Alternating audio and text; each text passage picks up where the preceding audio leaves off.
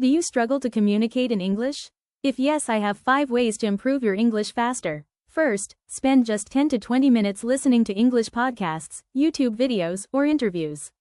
Even if you don't understand everything, your brain slowly adapts to pronunciation and sentence patterns. Second, read English sentences aloud or talk to yourself in English for a few minutes every day. Third, don't just memorize words, use them in sentences. This helps you remember vocabulary better and also helps to improve communication.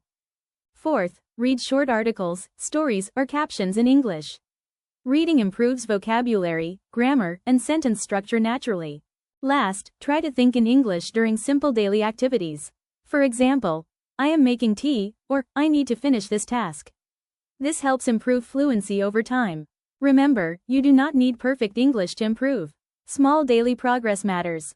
Follow Better Nest Learning for more English improvement tips, communication skills, and CELPIP preparation.